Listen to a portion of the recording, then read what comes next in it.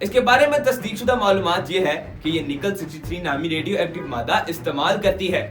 یہ مسلسل بجلی پیدا کرتی ہے۔ کمپنی کا دعویٰ ہے کہ تقریباً 50 سال تک بغیر چارج کے چل سکتی ہے۔ نیوکلیئر بیٹری کیا ہوتی ہے؟ سب سے پہلے یہ سمجھنا ضروری ہے کہ نیوکلیئر بیٹری کوئی افسانہ نہیں ہے، یہ ایک حقیقی سائنسی ٹیکنالوجی ہے جو کئی دہائیوں سے موجود ہے۔ یہ عام بیٹریوں کی طرح کیمیکل سے نہیں بلکہ ریڈیو ایکٹیو مادے کے آہستہ آہستہ ٹوٹنے سے بجلی پیدا کرتی ہے۔ یہ عمل خود بخود ہوتا رہتا ہے، اس میں چارج کرنے کی ضرورت نہیں ہوتی، اسی لیے یہ بیٹریاں بہت لمبے عرصے تک چل سکتی ہیں۔ یہ 60 سال پرانی ٹیکنالوجی ہے۔ سب سے پہلے یہ سمجھے کہ اٹامک یا نیوکلیئر بیٹری کوئی نئی ایجاد نہیں، یہ ٹیکنالوجی 1950 سے موجود ہے اور پہلے خلائی مشنز، فوجی سینسر، دل کے پیس میکر میں استعمال ہوتی رہی۔ یہ بیٹریاں عام بیٹریوں کی طرح کیمیکل نہیں بلکہ ریڈیو ایکٹیو مادے کے سڑنے ڈیکے سے بجلی پیدا کرتی ہیں۔ اب آتے ہیں اس دعوے پر کہ کیا چین نے واقعی 2024 سے 2025 میں نئی قسم کی چھوٹی نیوکلیئر بیٹری دکھائی؟ چین کی کمپنی بیٹا وولٹ نے ایک پروٹوٹائپ بنایا جس کا نام BV100 ہے۔ اس کے بارے میں تصدیق شدہ معلومات یہ ہے کہ یہ نکل 63 نامی ریڈیو ایکٹیو مادہ استعمال کرتی ہے۔ یہ مسلسل بجلی پیدا کرتی ہے۔ کمپنی کا دعویٰ ہے کہ تقریباً 50 سال تک بغیر چارج کے چل سکتی ہے۔ اس کا سائز سکے جتنا ہے۔ ابھی اس کی پاور بہت کم ہے۔ یہ مادہ وقت کے ساتھ سرکڑ غیر خطرناک تانبا بن جاتا ہے۔ اس وقت یہ صرف پائلٹ یا ابتدائی مرحلے میں ہے، عام مارکیٹ میں نہیں۔ ناظرین، کچھ ریسرچ ہزاروں سال چلنے والی بیٹری پر بھی ہو رہی ہے۔ چین اور دیگر ممالک کاربن 14 یا ہیرو ڈائمنڈ بیٹری پر بھی تحقیق کر رہے ہیں۔ سائنسی طور پر یہ بیٹری ہزاروں سال چل سکتی ہے لیکن اس کی پاور انتہائی کم ہوتی ہے۔ یہ صرف چھوٹے سینسر یا مائکرو ڈیوائسز کے لیے مناسب ہے۔ کاربن 14 بہت آہستہ آہستہ ڈیکے ہوتا ہے، اس لیے نظریاتی طور پر لمبی عمر ممکن ہے۔ اصل حقیقت، یہ موبائل یا گاڑیوں کے لیے ابھی ممکن نہیں۔ یہاں سب سے اہم حقیقت ہے جسے میڈیا اکثر چھپا دیتا ہے، یہ بیٹریاں موبائل فون نہیں چلا سکتی، لیپ ٹاپ نہیں چلا سکتی، الیکٹرک کار بھی نہیں چلا سکتی اور تو اور گھر بھی نہیں چلا سکتی۔ یہ کہاں استعمال ہو سکتی ہے؟ سائنسدان ان کو یہاں استعمال کرنا چاہتے ہیں، خلائی مشن، کیونکہ وہاں سالوں تک بجلی کی ضرورت ہوتی ہے۔ فوجی اور جاسوسی سینسر، دور دراز علاقوں میں بیٹری بدلے، میڈیکل امپلانٹ مثلاً دل کا پیس میکر، اور سمارٹ سینسر یعنی IoT۔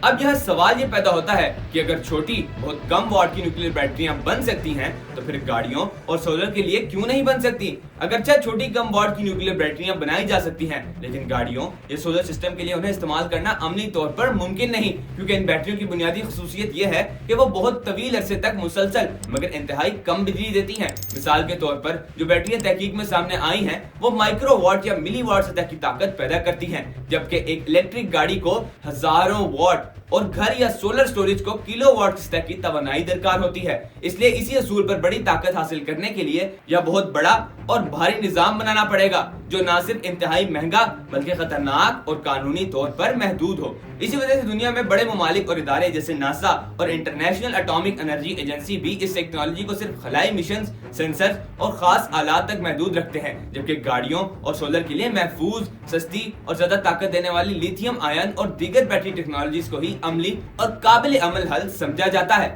تو آئیے دیکھتے ہیں کہ اب تک اٹامک انرجی کو استعمال کرتے ہوئے جو بیٹریاں بنائی گئیں اس سے کتنی بجلی حاصل کی گئی۔ مریخ کے روور مارس کیوریوسٹی روور میں استعمال ہونے والا یہ سسٹم ابتدائی طور پر تقریباً 110 واٹ بجلی پیدا کرتا تھا، لیکن یہ محدود طاقت اس ٹیکنالوجی کی اصل حد نہیں بلکہ صرف اس مخصوص ڈیزائن کی حد تھی۔ حقیقت یہ ہے کہ دنیا میں اس سے زیادہ طاقتور نیوکلیئر بجلی کے نظام بھی موجود ہیں۔ خلائی مشنز جیسے وائجر پروگرام اور اپولو کے مشنز میں استعمال ہونے والے RTG نظام ابتدائی طور پر 300 واٹ سے زیادہ بجلی دیتے تھے اور کچھ نظام تو شروع میں تقریباً 470 واٹ تک توانائی پیدا کرتے تھے جو وقت کے ساتھ ساتھ کم ہو گئی۔ لیکن یہ ظاہر کرتا ہے کہ نیوکلیئر بیٹریاں صرف 110 واٹ تک محدود نہیں ہیں بلکہ اس سے کہیں زیادہ طاقت پیدا کرنے کی صلاحیت رکھتی ہیں۔ یاد رکھیں، ہر نئی ٹیکنالوجی حقیقت نہیں ہوتی، ہر چمکنے والی چیز سونا نہیں ہوتی۔ آج کے دور میں سب سے بڑی طاقت معلومات ہے۔ اگر آپ سچ جانتے ہیں تو آپ محفوظ ہیں، اگر نہیں تو کوئی بھی آپ کو دھوکہ دے سکتا ہے۔ اس ویڈیو کو اپنے دوستوں اور خاندان کے ساتھ ضرور شیئر کریں تاکہ کوئی بھی اس بڑے فراڈ کا شکار نہ ہو، کیونکہ ہو سکتا ہے اگلا شکار آپ کا کوئی عزیز ہو۔ اور اگر آپ چاہتے ہیں کہ ہم اس موضوع پر مزید تحقیقاتی ویڈیوز بنائیں تو کمنٹ میں ضرور بتائیں۔ دوستوں، یہ تھی میری آج کی ویڈیو، اور اگر آپ کو لگتا ہے کہ میں نے کوئی چیز غلط بولی ہو یا ریلیونٹ بولی ہو کمنٹ میں میرے ساتھ ضرور شیئر کیجیے۔ اڑان ڈیجیٹل میڈیا کو سبسکرائب کریں اور محمد حمدان آصفی کو اجازت دیجیے۔ اللہ حافظ۔